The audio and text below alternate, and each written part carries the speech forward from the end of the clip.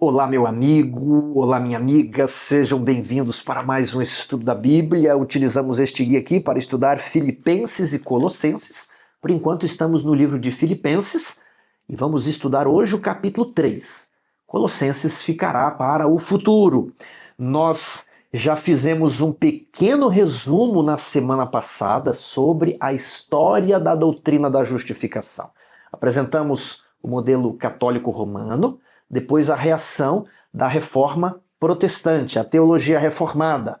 Depois nós mostramos o pensamento arminiano, wesleyano, e por fim o pensamento adventista, com a ideia de santuário e juízo. Falamos sobre monergismo, falamos sobre sinergismo. Se você puder, confira lá na lição número 5. Hoje vamos tratar da confiança somente em Cristo. Na semana passada também, nós apresentamos aqui aquele curso de piano em ação. Um curso que você pode fazer de dentro da sua casa, não vai gastar com transporte, na hora que você quiser, no lugar em que você quiser, e ele é muito mais em conta que qualquer curso de piano tradicional. Só que tem um detalhe, é um método dedicado para você tocar na igreja. Enquanto que os outros cursos são muito mais caros e não são focados no culto, no acompanhamento, nos hinos. Então, em poucos meses você já terá resultado e poderá tocar na igreja. Enquanto um curso de piano tradicional, você leva ali 2 ou 3 anos. Então, eu vou deixar o link aqui na descrição e você vai ver que por menos de R$100 por mês, você vai começar o ano de 2026. Estudando piano e se preparando para até o final do ano você tocar os hinos do inário na sua igreja. Combinado? Alguns já perguntaram, já estão colocando os filhos. Falta você, tá bom? Vamos então para a nossa lição da escola sabatina. Muitos resistem à ideia da salvação somente pela fé, sem as obras da lei. O que não quer dizer que a guarda dos mandamentos não é importante. Agora, como eu já pontuei, veja na lição passada. Porque há aquela tensão. Se a salvação é pela graça, então eu não devia guardar os mandamentos. Não, mas a gente tem que guardar os mandamentos. Então parece que a salvação é pela graça. Como desatar esse nó? Eu digo que gastamos uns 20 minutos na lição 5, explicando os modelos católico, reformado, arminiano e adventista, né, para desatar esse nó. Hoje eu pretendo prosseguir mais para que fique didático, para que fique objetivo, esquematizado na sua mente, ok? Quando as nossas prioridades estão no lugar certo, vivemos com a certeza do amor de Deus e desfrutamos desde já a promessa da salvação, sem colocar nenhuma confiança na carne. O que não significa que não devemos nos esforçar, nos decidir, nos entregar, nos submeter, né? Não quer dizer isso. O que seria confiar na carne? Vamos ver logo mais. Domingo, leia Filipenses 3, 1 a 3. Que aspectos positivos e negativos Paulo destaca nesse texto e como eles se relacionam. De que forma ele descreve os crentes? Eu fiquei pensando, falei, Fernanda, 3 perguntas e só uma linhazinha para nós respondermos? Mas vamos lá que vai dar certo. Filipenses 3:1. Quanto ao mais, irmãos meus, alegrai-vos no Senhor. Então, olha, o que tenho mais para falar aqui na carta?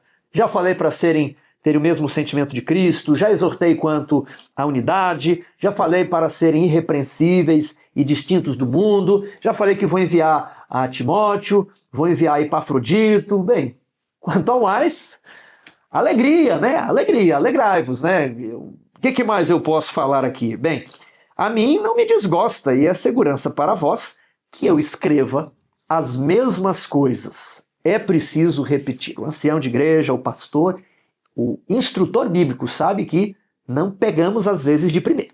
Precisamos repetir. O pregador precisa repetir o texto bíblico que ele pede para abrir pelo menos 2 ou 3 vezes. Então Paulo escreve às vezes as mesmas coisas. E qual é o conselho que ele já havia aconselhado? Acautelai-vos dos cães. Acautelai-vos dos maus obreiros. Acautelai-vos da falsa circuncisão. Quem eram os maus obreiros, os cachorros? os da falsa circuncisão. O texto aqui não explica, mas pelo contexto e pelo que Paulo vai colocar nas linhas seguintes, ele vai falar sobre o estilo de vida dele na antiga aliança, quando ele era da seita dos fariseus.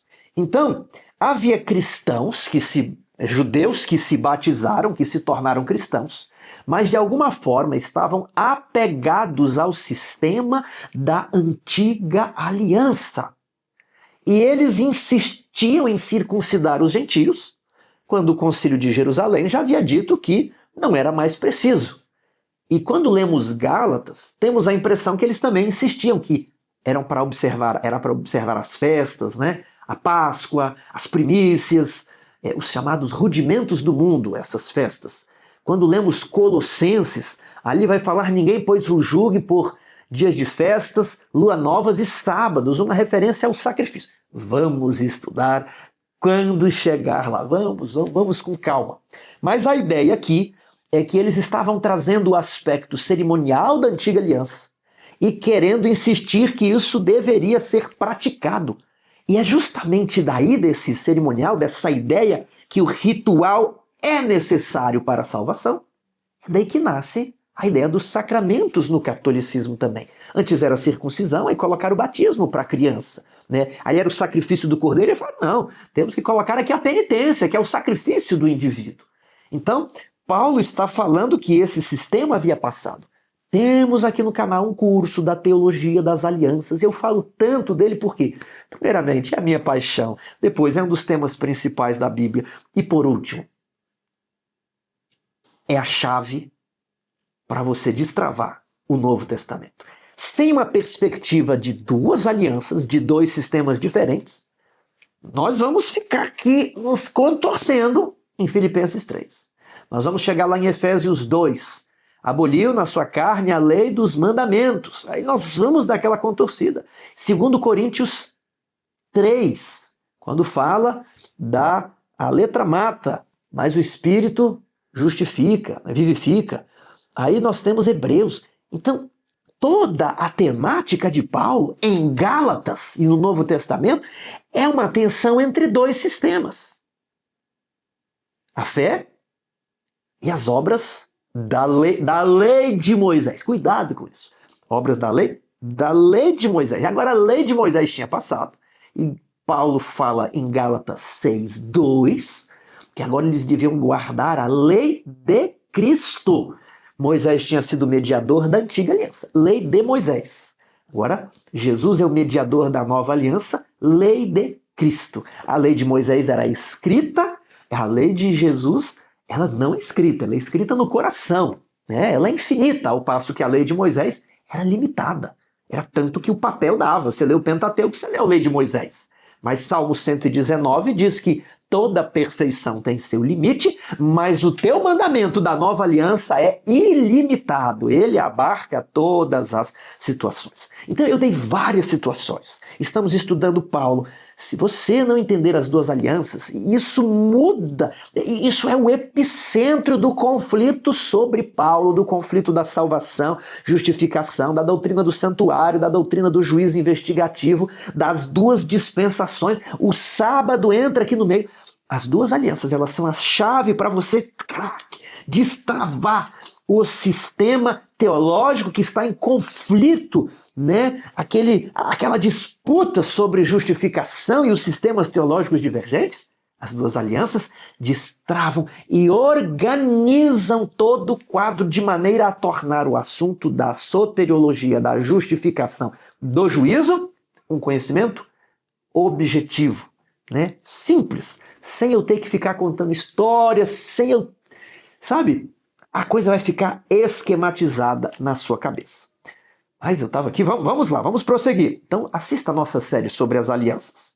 Acautelai-vos dos cães, acautelai-vos dos maus obreiros. Eles estavam insistindo a ideia da antiga aliança, quando ela já havia sido abolida, e agora havia uma nova e superior aliança, como diz Hebreus 8:6. Porque nós é que somos a circuncisão. Qual circuncisão? A do coração. Nós que adoramos a Deus no Espírito e nos gloriamos em Cristo Jesus. E não confiamos na carne. Preste atenção a essa expressão. Não confiamos na carne. Paulo vai explicar isso logo, logo. Mas a ideia é o seguinte: se eu pratiquei o ritual, bem, eu pratiquei, né? Então, se eu pratiquei esse ritual, Deus está vendo que eu pratiquei o ritual. Aí você já está confiando na sua salvação em algo que você fez. Eu tenho esse problema aqui no meu casamento, mas Deus tem que lembrar que eu fui dizimista a vida inteira. Então, tem ali uns pontos. Você está confiando na carne, né? Eu sempre participo do culto de quarta-feira. Você está confiando na carne. Não, mas eu distribuo os livros do Impacto Esperança. Então Deus tem que ver aqui. Cuidado para nós não confiarmos na carne em rituais, em programações, em participar disso ou daquilo, que essa era a ideia. Vocês têm que fazer a circuncisão, têm que comemorar o Pentecostes. É preciso fazer o voto de Nazireu. E aí a ideia do sacramento. Se você não participar da Eucaristia, você não está tendo acesso à graça. Não confiamos na carne. Confiamos na justiça de Cristo. Vamos entender o que ele vai falar daqui para frente. Tudo bem? Segunda-feira, a vida anterior de Paulo. Vamos aqui do verso 4, 5 e 6. Bem que eu poderia confiar também na carne. Se qualquer outro pensa que pode confiar na carne, eu ainda mais. Por quê? Circuncidado ao 8º dia, quando nem todo mundo conseguia. E os que moravam na roça, até chegar no local, dava aquela demorada, não é? Aí era circuncidado no 9º dia, né? No 10º dia, mas eu fui no 8º. Eu era da tribo de Benjamim, hebreu de hebreus, puro sangue. Descendente aqui de uma família nobre, tinha o mesmo nome que o rei Saul, hebreu de hebreus. E quanto à lei, ele era da seita dos fariseus. E os saduceus? Os saduceus eram os liberais, relaxados, né? E os zelotes? Os zelotes estavam mexendo com política, né? E os essênios? Esses lá são separatistas. E os fariseus, eles eram vistos de maneira positiva pelo povo, como pessoas piedosas, dedicadas. E acredito que havia muitos sinceros e muitos fariseus seguiram a Cristo. Muitos. Temos que lembrar disso. Não é que ele foi totalmente rejeitado. Os fariseus eram aqueles que falaram: nós vamos guardar aqui as nossas tradições, a nossa fé, para não irmos para o cativeiro novamente. Então pense, se coloque no lugar. As intenções deles eram as melhores possíveis. O problema foi que eles deixaram de guardar a lei da Bíblia e passaram a seguir a tradição oral, a chamada tradição dos anciãos, fazendo coisas que Deus não havia requerido. E as que Deus havia requerido, eles não estavam fazendo. Então, quanto ao zelo, perseguidor da igreja, e quanto à justiça que há na lei, irrepreensível. Opa! A justiça da lei que ele praticava, ele estava realmente praticando tudo corretamente ou o corretamente na cabeça dele? A segunda opção, né? Porque ele se considerava irrepreensível matando cristãos. Paulo torturava mulheres. Paulo exterminava os seguidores do caminho. Não pense que Paulo era só aquele que pregava contra. Paulo trucidava os cristãos.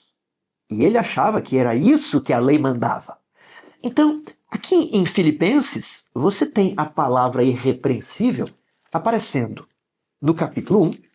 Olha, 1:10. Para provardes as coisas excelentes e serdes sinceros e inculpáveis.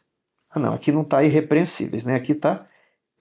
Tinha para mim que aqui era irrepreensível.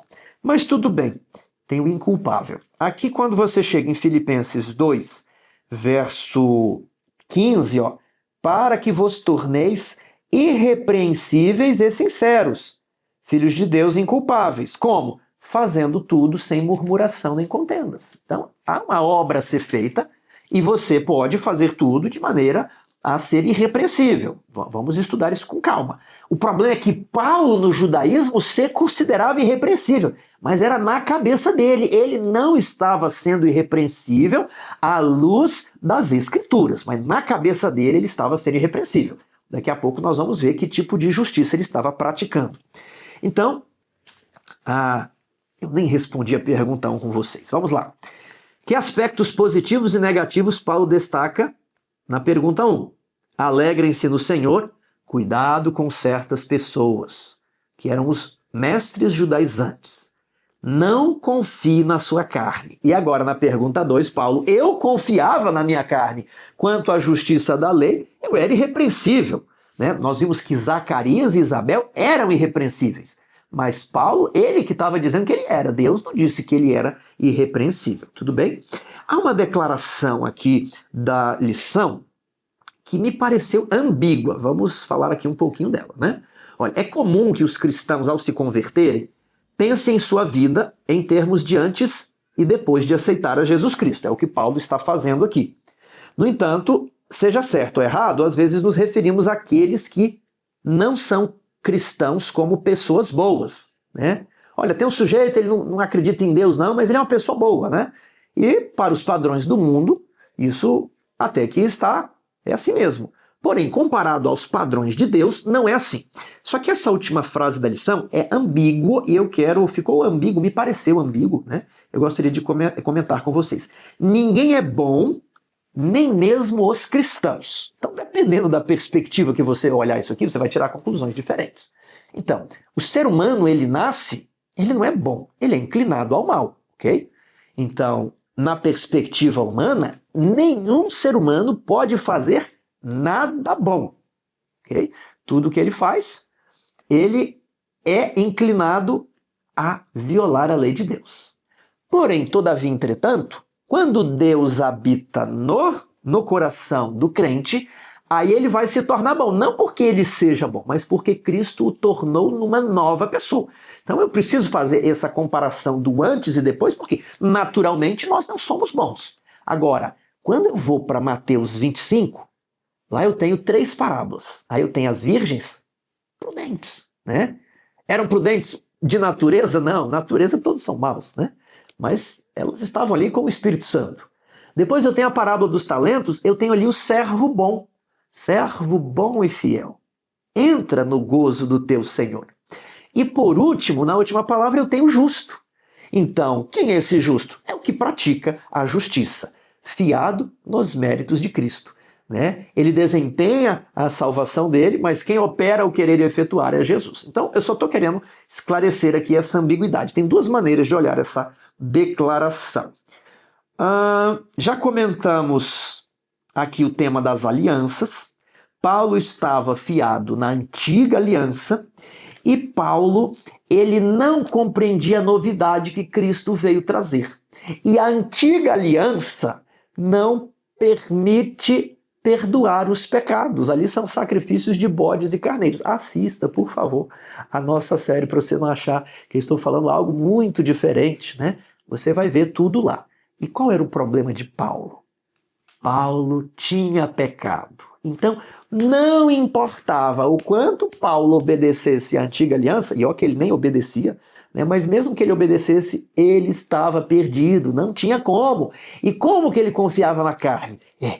Realmente eu fiz um pecado, mas eu vou fazer direitinho aqui, eu vou lavar as minhas mãos 7 vezes, eu vou lavar as vestes, eu vou alongar aqui as franjas das minhas vestes, e aí você começa a entrar nas cerimônias, pensando que alguma coisa que você faça de bom vai mudar a opinião de Deus sobre aquilo que você fez errado. Isso é traição. Nada do que fazemos pode perdoar um pecado, sequer nada do que fazemos vai fazer Deus olhar para o nosso passado de maneira diferente. É apenas por Jesus Cristo que Deus vai olhar para o nosso passado de maneira diferente. Ok? Só que tem um porém. Às vezes, eu falando isso, bem, se nada que eu faça vai me importar, então eu não vou fazer nada. E é isso que eu gostaria de trabalhar aqui. Eu só estou vendo o ponto de introduzir, que eu preparei alguns slides, e eu quero explicar, eu quero passar isso aqui tudo com vocês. Bem, o que importa? Aquilo que Paulo fazia antes, se orgulhar, na verdade, era um obstáculo à fé e o impedia de reconhecer a sua necessidade de Cristo. Paulo fazia uma espécie de contabilidade espiritual. Bem, realmente eu olhei para aquela mulher com intenções impuras, mas eu vou colocar um filactério aqui, eu vou fazer um voto de Nazireu, não adianta. Quando eu fui a Portugal, participei ali na Igreja Central de Lisboa, temos o vídeo aqui no canal, eu visitei o Santuário de Fátima, na cidade de Fátima, onde os católicos acreditam que Maria, chamada Nossa Senhora, ela teria aparecido aos 3 pastores. Eu achei um local interessantíssimo.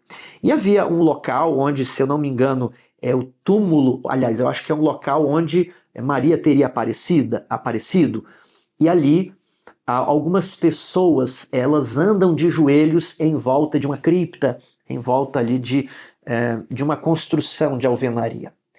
E quando eu estava ali vendo uma mulher, ela dava voltas de joelho em torno daquele local considerado sagrado, eu chorei. Eu fiquei tão triste. E eu pensei assim, o Evangelho apresenta o perdão dos pecados de graça. Você só precisa aceitar, crer que você está recebendo. E aquela mulher estava ali porque ela se sentia culpada. Ela não estaria ali na frente de todos, andando de joelhos, dando várias voltas. A propósito, o piso daquele local encontra-se desgastado de tantas pessoas que peregrinam ali em volta andando de joelhos. Eu confesso para vocês, eu chorei. Eu gostaria de poder lhe dizer, mas eu preciso também respeitar a fé daquela mulher. Olha, Jesus Cristo te libertou. Você não precisa praticar nenhuma obra para ter acesso à graça. Mas eu fiquei muito condoído de saber que quantas pessoas sentem-se culpadas, não conseguem dormir, se sentem mal, o pecado toda hora vem na mente, ele não consegue entender que na cruz Cristo perdoou todos os pecados e você é livre. Se o Filho do Homem, pois, vos libertar, verdadeiramente sereis livres. Isso precisa ser entendido. Porém, Paulo não entendia isso. Em João 9, um cego passou a ver Jesus. E o cego disse, eu vim a este mundo... Aliás, é Jesus que disse, né? Deixa eu resumir aqui João 9.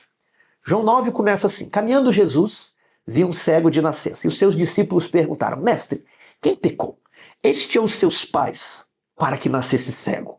Ou seja, os discípulos estavam raciocinando com a ideia de que a culpa pode passar para o filho. O pai pecou, mas quem recebe a culpa pelo pecado é o menino que era cego. E Jesus responde, nem este pecou, nem seus pais pecaram, mas foi para que se manifeste nele as obras de Deus. Tendo dito isso, Jesus cuspiu na terra e, tendo feito lodo, aplicou os olhos do cego, dizendo, vai, lava-te no tanque de Siloé, que quer dizer enviado.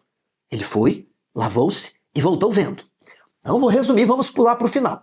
Houve uma grande contenda ali, as pessoas disseram, como é que ele pode estar curado? E ali os sumos sacerdotes chamam os pais daquele menino e falam assim, para com essa história. Como é que aconteceu? O que aconteceu que o seu filho agora ele era cego e agora ele está vendo? E eles, por medo de serem expulsos da sinagoga, disseram, ele idade tem, interrogai-o. E isto disseram porque estavam com medo de serem expulsos da sinagoga. Então chamaram o que dantes era cego e lhe disseram, dá glória a Deus, nós sabemos que este homem é pecador. E ele disse, se é pecador, não sei. Mas ele me abriu os olhos, desde que... Aí os sacerdotes perguntam, mas que te fez ele? Como te abriu os olhos? E aquele rapaz dá uma resposta estonteante. Por que quereis saber? Por acaso quereis vós também tornar-vos seus discípulos? E eles responderam, nós somos discípulos de Moisés, discípulo dele és tu. Ele disse, desde que há mundo, nunca se ouviu dizer que alguém tenha aberto os olhos de um cego de nascença. E ele reconheceu ali a divindade de Cristo, mas eles o expulsaram da sinagoga. E agora ele está triste. Ele não viu quem o curou. Ele anda pelas ruas, recuperou a vista, mas foi expulso da igreja. E até que Jesus o encontra. E Jesus, olhando dentro dos olhos, pergunta assim, crês tu no Filho do Homem? Ele pergunta: Senhor, estou procurando o dia inteiro. Eu não sei quem foi que me curou. Eu não vi. Eu era cego. E aí Jesus fala: já o tens visto. É o que fala contigo.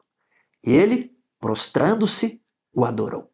E aí Jesus prosseguiu: eu vim a este mundo para juízo, a fim de que os que não veem vejam e os que veem se tornem cegos.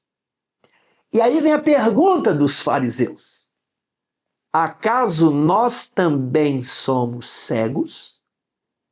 E agora Jesus responde os fariseus e responde a pergunta dos discípulos: se vós fosseis cegos, não teríeis pecado algum. Os discípulos não perguntaram quem pecou, este ou seus pais, para que nascesse cego? Agora Jesus responde: o cego não tinha pecado algum. Que culpa ele teve? O que ele praticou? E aí Jesus vira para os fariseus: se vós fosseis cegos, não teríeis pecado algum. Mas porque vós dizeis, nós vemos, subsiste o vosso pecado. Paulo achou que ele enxergava a verdadeira justiça. E então, quando Jesus aparece para Paulo, ele fica cego. Mas no momento em que os olhos carnais de Paulo se fecharam, na mente de Paulo os olhos espirituais se abriram. Se vós fosseis cegos, não teríeis pecado algum. Paulo ficou cego porque ele reconheceu Jesus Cristo como Senhor dos Senhores. Paulo é um dos muitos fariseus que aceitou a Jesus Cristo e considerou toda aquela justiça que antes eles achavam grande coisa como trapo de imundície. Então, Paulo considerou-se cego para enxergar espiritualmente. Porém, muitos diziam que enxergavam e foram considerados culpados por causa disso. Se fosseis cegos, não teríeis pecado. Agora vamos ler aqui os versos a seguir da vida de Paulo. Mas o que para mim era lucro, isto considerei perda por causa de Cristo. Então veja, Paulo não praticava a justiça da lei corretamente. Paulo não era irrepreensível, ele achava que era lucro. Depois que ele conheceu um investimento melhor, ele falou: isso aqui é um prejuízo danado, isso aqui... Onde eu estava com a cabeça, estava cego, não via. Sim, deveras considero tudo como perda, por causa da sublimidade do conhecimento de Cristo Jesus, meu Senhor, por amor do qual perdi todas as coisas e as considero como refúgio, para ganhar a Cristo. Agora é o verso que vai desatar o nó. Vamos lá. E ser achado em Cristo, não tendo justiça o quê? Não tendo justiça própria, que procede de lei, senão aqui é mediante a fé em Cristo, a justiça que precede de Deus, baseada na fé. E aqui está um ponto crucial que divide algumas tradições teológicas. Nós vimos na semana passada que é por passagens como essa que os reformados acreditam que só Deus trabalha. O homem não pode fazer nada, nem mesmo escolher ter fé, porque se ele escolhesse ter fé, ele poderia, se garantir na capacidade de escolher ter fé, mas nem isso. Então ele só aceita na justiça da fé. E aí quando os adventistas falam da guarda dos mandamentos, o que um protestante reformado vai entender? Vocês estão como os fariseus. Vocês estão praticando a justiça da lei e enfatizando o sábado. Mas não precisa nada disso. É até bom, bonito, mas é somente pela fé. Então, carne de porco, guarda de sábado e por aí vai, né? E o adventista, ele tem um problema para ele lidar com essa passagem. Se você entende que é apenas uma aliança, aí você se complica muito mais. E se você não entender o que eu vou te falar agora, aí você vai ficar igual cego em tiroteio, já que nós estamos falando de visão. Eu quero explicar para você sobre os 3 tipos de justiça. Vamos lá. Eu coloquei aqui alguns slides e eu chamo a sua atenção para um slide que eu apresentei lá na lição número 2. A diferença entre justiça e pecado. O que é justiça? é o resultado da obediência à lei. Você obedece à lei e produz justiça.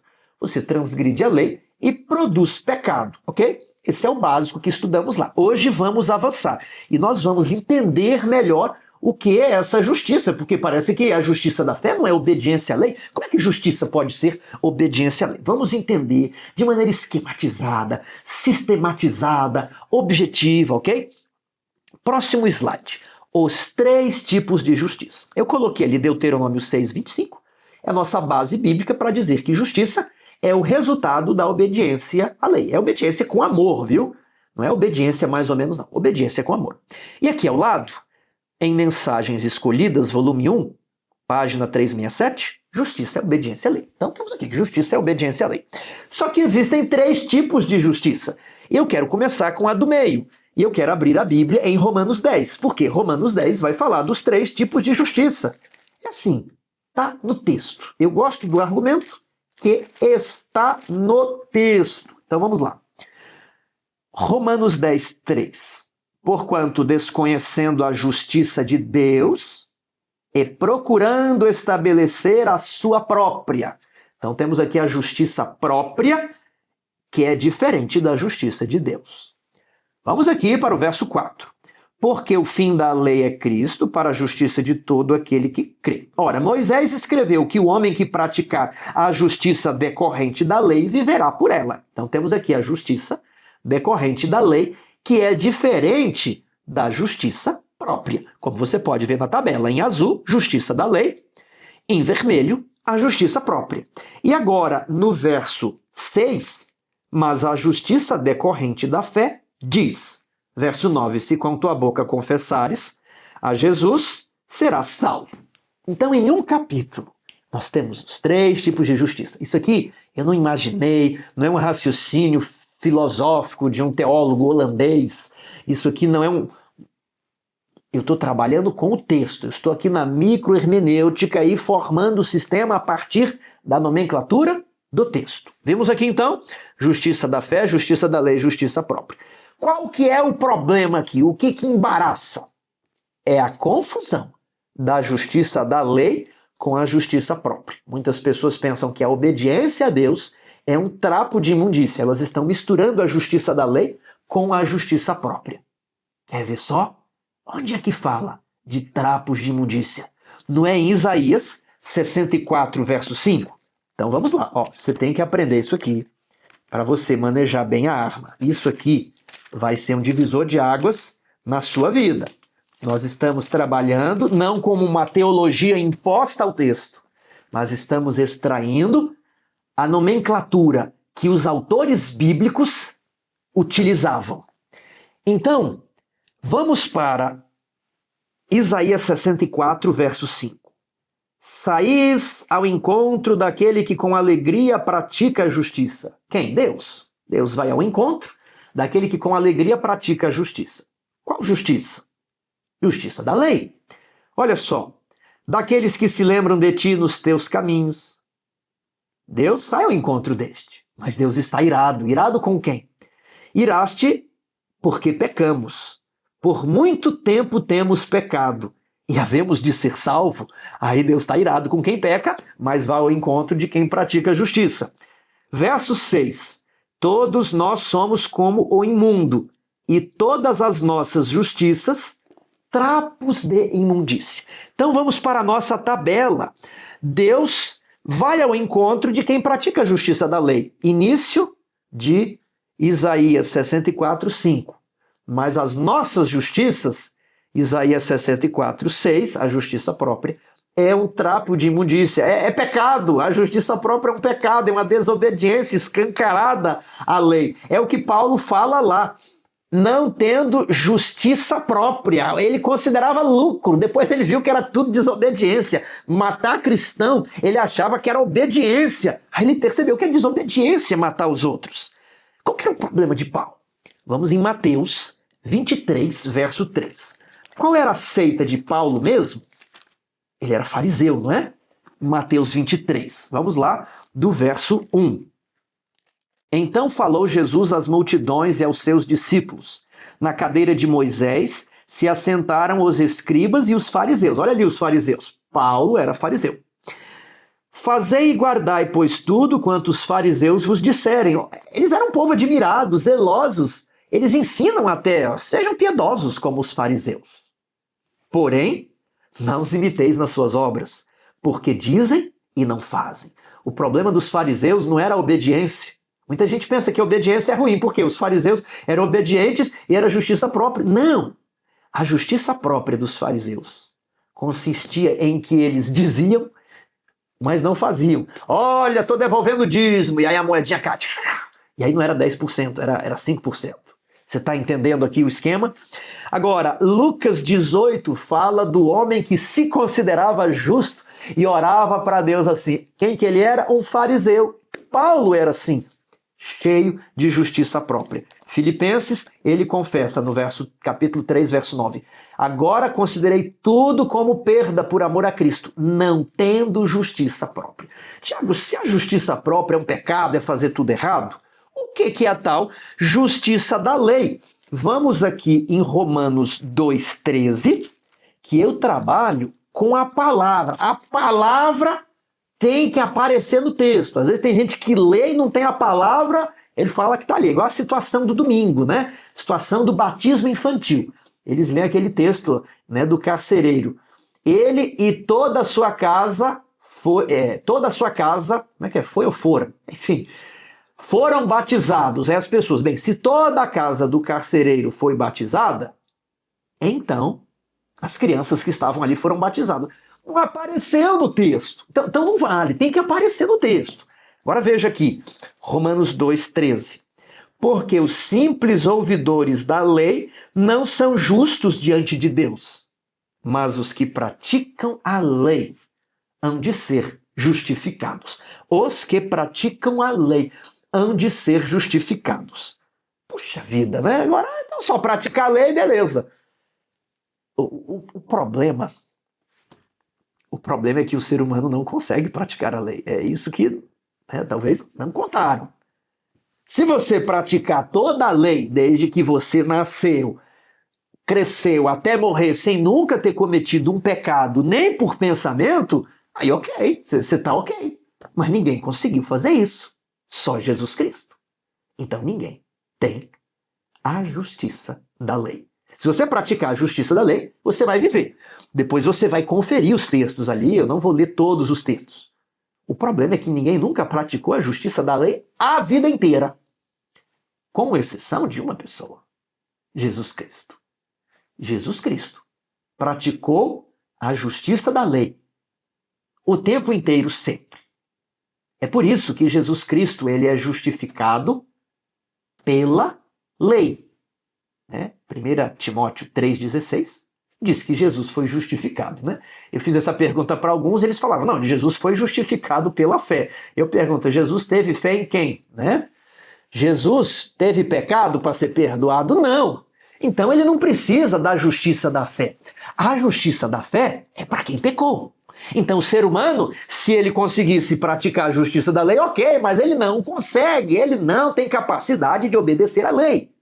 Apenas Jesus obedeceu à lei. E por isso, o ser humano precisa da justiça da fé. Entendeu? Todos pecaram. Você precisa da justiça da fé. Tiago, e o que é a justiça da fé? Essa justiça aí, eu te peguei. Essa justiça não é obediência, hein? Mas claro que é. Tiago, você está me dizendo que a justiça da fé é obediência? Ah, é. Obediência de Cristo. Obediência de Cristo. Eu não expliquei. Justiça é obediência. Justiça produz. Aliás, é o contrário, né? Eu expliquei que obediência produz justiça. Obediência produz justiça. E nós não temos, né? Porque nós desobedecemos. Nós pecamos. E aí Jesus obedeceu. Mas o que Jesus recebe? A nossa recompensa que pecamos. E nós recebemos a justiça produzida pela obediência de Jesus. A justiça da fé é a obediência de Cristo. A justiça da lei seria a obediência que eu, eventualmente, faço por meio de Cristo. Porque por mim mesmo eu não consigo A justiça da lei, ok? Então, Jesus Cristo obedeceu e quando ele transfere o mérito dele para mim, quando ele transfere o crédito, essa palavra é melhor, crédito, quando ele transfere o crédito dele para mim, eu sou considerado justo sem ser, porque eu pequei, tá cheio de falhas. Mas a justiça produzida pela obediência de Cristo me cobre. Eu não vou ler os textos da justiça da fé, nós já conhecemos. Jesus Cristo imputa a justiça produzida por sua obediência em nós. E por isso, ainda que nós não tenhamos obedecido, somos considerados justos em Jesus. E a partir daí, bem, no verde, Jesus Cristo fez uma obra por mim na cruz. E a partir de agora, ele quer fazer uma obra em mim, no meu coração, por meio do Espírito Santo. Então ele vai me habilitar agora para praticar a justiça da lei. Você compreendeu? No Calvário ele fez uma obra por mim, na qual eu não tenho cooperação alguma, não tenho mérito e nada que eu possa fazer vai pagar, custear nada. A justiça da fé é inteiramente de graça. E aí ele me dá, me justifica, e eu sou considerado então irrepreensível. E a partir daí ele vai e fala o seguinte: eu também não te condeno. Vá e não peques mais. Então ele quer que a gente faça o quê? Pratique a justiça da lei. Mas nós não conseguimos. Lembra do texto de Romanos? A lei era defeituosa, visto que estava enferma pela carne. Nós não conseguimos. Esse é o problema da lei, mas o problema não é da lei, é nosso. E aí o que Jesus Cristo fez? Morreu para produzir a graça e para colocar essa graça diante de nós, para nos habilitar a praticar a justiça da lei.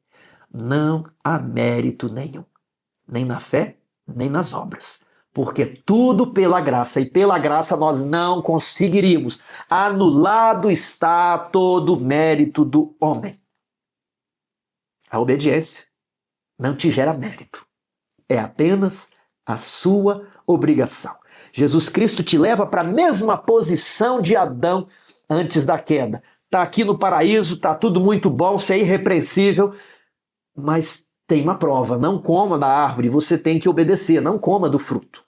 Então ele nos purifica, todo o nosso passado zera a conta e fala: daqui para frente, vamos fazer diferente, não faça como Adão, eles transgrediram. Tem uma vida diferente.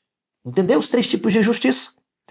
Agora, o que Ellen White fala sobre isso? Será que eu estou inventando ou Ellen White vai seguir essa mesma nomenclatura dos autores bíblicos? Aliás, antes de mostrar o texto de Ellen White, eu quero simplificar a tabela, ok? Depois você leia os textos em casa. Veja aqui o próximo slide. A coluna verde, justiça da fé, nós chamamos de salvação. É perdão, é de graça. Não tem mandamentos, não tem sábado na salvação. Você não precisa guardar o sábado para receber a justiça da fé. Ouviu? Anote: não preciso guardar os mandamentos para ser salvo, é de graça. É justiça da fé. Só que a justiça da fé é assim: eu também não te condeno. Justiça da fé. Agora, vá e não peques mais. Justiça da lei. Eu te habilito agora a guardar a lei. Aí já não é mais o campo da salvação. Aí é o campo da santificação. E é assim que nós resolvemos o problema que muitos adventistas se sentem confusos se a salvação é de graça ou não é. Não, a salvação é de graça e não tem que guardar os mandamentos. Jesus guardou por você. Ele pega a justiça dele e coloca a sua e perdoa todos os seus pecados. Você é irrepreensível. Então a salvação não precisa da guarda dos mandamentos. Essa salvação agora, essa salvação imediata que você recebe. Agora, Você vai ter que andar em novidade de vida. Então, a guarda dos mandamentos é um requisito da santificação. Sua salvação foi de graça, ok? E não confunda a santificação com a justiça própria, porque a justiça própria é legalismo. O que é a justiça própria? Tentar obedecer a lei sem o Espírito Santo. Tentar obedecer a lei sem a graça de Cristo. Pior. O que caracteriza mesmo a justiça própria, o que é o trapão de imundícia, é fazer diferente da lei, achando que você está fazendo algo muito bom. Exemplo na Bíblia, Caim e Abel. Era para levantar um altar, Abel levantou, Caim levantou um altar, ok? Era para colocar lenha sobre o altar, Abel colocou, Caim colocou. Eles estavam idênticos. Os dois obedeceram. Os dois foram lá, fizeram o altar e a lenha. Abel colocou o cordeiro. Caim colocou frutas. Você entendeu a justiça própria de Caim? Caim ofereceu frutas pensando que iria agradar a Deus, sendo que ele fez algo diferente do que Deus mandou. Enoque era obediente a Deus. Jó tinha a justiça da lei, ok? E tinha a justiça da fé, que vem primeiro, tá bom? Agora, os fariseus faziam algumas coisas certas e outras erradas. Ou falavam que faziam e não faziam. Então, justiça da fé é o que nós chamamos de salvação. É perdão, é de graça. Não exige obediência. Justiça da lei é o processo da santificação. Ok? O processo. Você cada dia vai conhecendo algo mais, uma luz mais, e não tem fim. Você vai progredindo. E chegar no céu, você vai progredindo. E a justiça própria? É o legalismo. Aí, meu amigo, aí tá errado, ok? Aí não vale nada, aí você tem que se arrepender. Agora, vamos ver o que Ellen White fala sobre isso. O maior discurso de Cristo, página 49 a 55. Por sua própria obediência à lei, ou seja, justiça da lei, Cristo testificou do caráter imutável da mesma e provou que, por meio da sua graça, ela poderia ser perfeitamente obedecida por todo filho e filha de Adão. Os discípulos de Cristo precisam alcançar a justiça de um caráter diverso daquela justiça dos fariseus, se querem entrar no reino do céu. Paulo, ele era o quê? Fariseu. Paulo tinha a justiça que poderia obedecer perfeitamente a lei como todo filho e filha de Adão pela graça, né? Poderia oferecer essa obediência. Os fariseus não tinham. Justiça própria. Você viu aqui o conceito de justiça própria? Ela já contrasta a obediência de Cristo, a obediência que Cristo exige dos seus filhos, com a obediência, entre aspas, dos fariseus. Ela chama justiça dos fariseus. Então, os discípulos de Cristo precisavam alcançar uma outra justiça. A que eles tinham era própria, era dos fariseus, se quiserem entrar no reino do céu. Em seu Filho, Deus lhes oferecia a perfeita justiça da lei. Quando a justiça da lei passa para nós, ela muda de nome. Como é que ela fica? Ela vai se chamar justiça da fé. A justiça da lei de Cristo, quando passa para nós, muda de nome e se torna a justiça da fé. Caso abrissem plenamente o coração para receber a Cristo, a própria vida de Deus, seu amor, habitaria então neles, transformando-os à sua própria semelhança. E assim, mediante o dom gratuito, justiça da fé, tá aí verdinho, olha lá, justiça da fé, dom gratuito de Deus, haviam de possuir a justiça exigida pela lei. Cristo morreu a fim de que o preceito da lei, dikaioma no grego, é a justiça da lei, está ali, Romanos 8:4, a fim de que a justiça da lei se cumprisse em vós, que não mais andais segundo a carne, mas segundo o Espírito. Mas os fariseus rejeitavam a Cristo, não conhecendo a justiça de Deus e procurando estabelecer a sua própria, e ela cita Romanos 10:3. Os fariseus não se submeteram à justiça divina. Vimos aqui que a mesma nomenclatura usada por Paulo é utilizada por Ellen White. E ela esquematiza, ela faz distinção, justiça da fé, justiça da lei, justiça própria. Meu irmão, se até hoje você misturava a justiça própria com a da lei e ficava confuso, agora você não deve mais ficar confuso. Agora existem uns que fazem de má fé. Eles não querem render obediência a Deus e procuram confundir os conceitos para fazer parecer que a guarda do sábado é justiça própria, para fazer parecer que a guarda do sábado é trapo de imundícia, para fazer parecer que tudo aquilo que Deus exige de nós é trapo de imundícia. Quem produz essa obra é Cristo. É pela graça que nós obedecemos. E esta justiça pura, confiada nos méritos de Cristo, de alguém que foi justificado pela fé, ela não é um trapo de imundícia. Agora, eu acho que nós conseguimos voltar lá para Filipenses, ok? E desfazer o nó. Essa palestra aqui, ela é uma palestra de mais de 1 hora que eu explico os 3 tipos de justiça e depois eu vou falar de justificação. É justamente a palestra que vai dar continuidade à série dos concertos. Eu preciso gravar isso aqui, irmãos, mas às vezes para produzir só uma lição eu gasto 1 dia ou mais. Então hoje eu estou gastando bastante tempo, preparei os slides. Então, eu estou no mestrado, mas que Deus me ajude. Eu quero gravar essa palestra sobre justiça e justificação, a fim de deixar a coisa bem clara na mente de vocês. Isso foi uma bênção quando eu aprendi isso. E isso mudou, assim. A lição tem uma pergunta pessoal aqui, é a pergunta 2. Como é que era a sua vida antes? Eu nasci em um lar adventista. Os meus pais eram adventistas, os meus avós eram adventistas, os meus bisavós eram adventistas, eu sou a 5ª geração, meu trisavô era adventista. Na minha família há muitos pastores, pela graça de Deus. Eu estudei escola adventista desde que eu era criança, eu estudei algum tempo depois, 1 ano na escola pública, depois eu fui para os internatos. Eu estudei quase 10 anos no internato.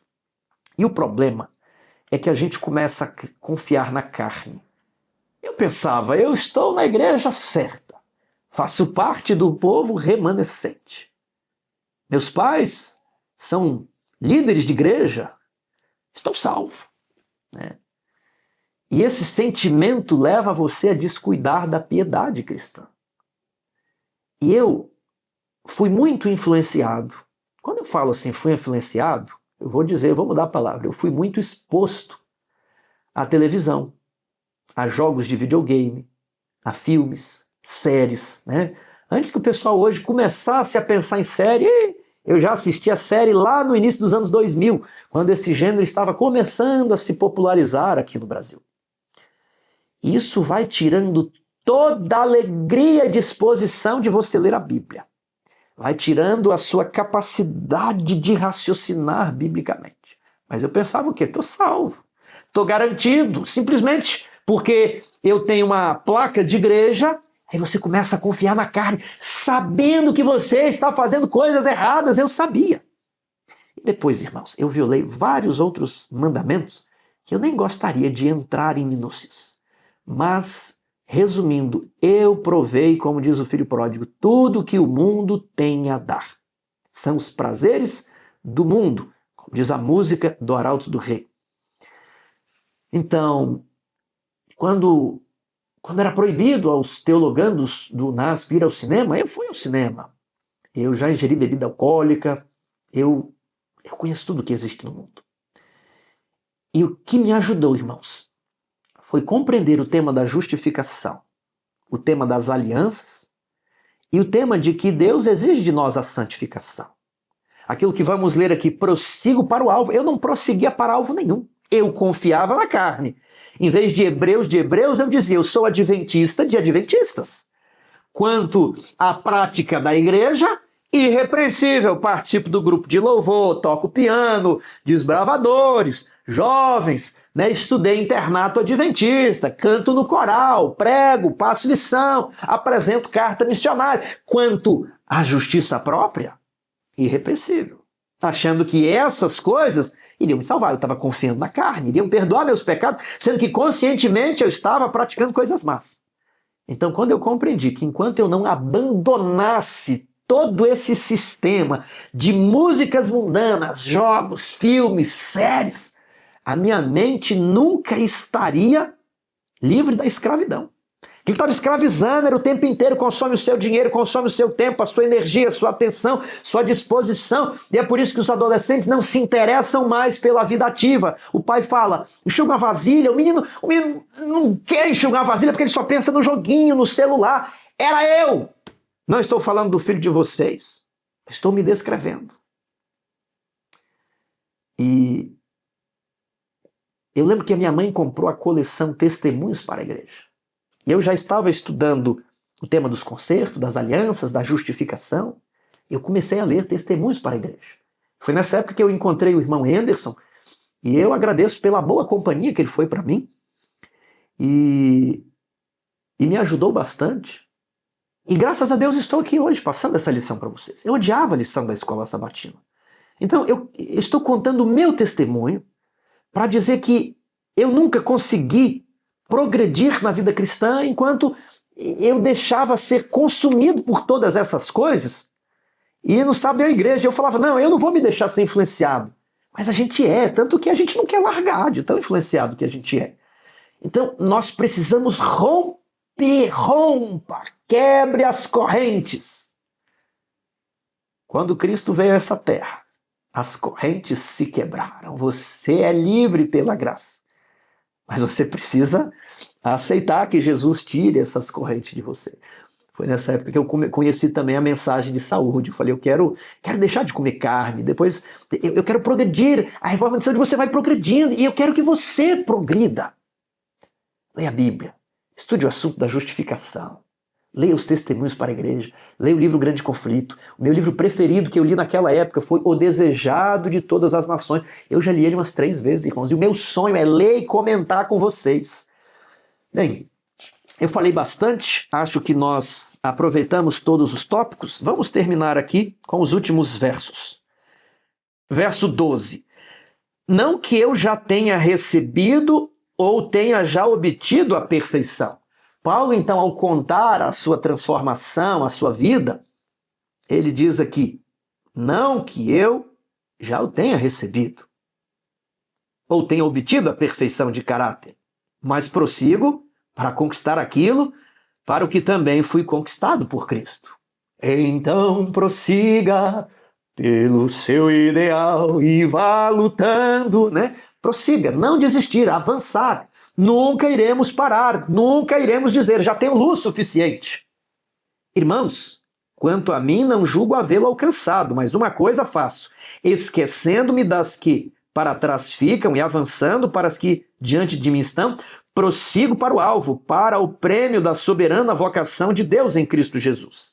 E agora parece contraditório. Todos, pois, que já somos perfeitos, tenhamos esse sentimento. Como assim, Tiago? A ideia de perfeição, ela é uma perfeição em cada fase. O bebê é perfeito naquela fase, mesmo que ele não tenha dentes. Então, o recém-converso que acabou de se batizar, ele é perfeito. Mesmo que ele não conheça o que um ancião de 30 anos de igreja, o que um pastor conhece. Agora, ele vai aprendendo, ele vai melhorando, e vai aprendendo, e vai se adequando. Então, a perfeição é estar de acordo com tudo que Deus te revela. Se você não está com paz no coração, aí tem um problema. Se você está praticando pecados conhecidos, aí tem um problema. Então, Paulo fala, olha, eu não vou falar que eu já sou perfeito, que eu já alcancei, porque é um pecado dizer eu não tenho pecado, eu já estou pronto, não preciso de mais nada. Isso é um erro. Você sempre vai avançar.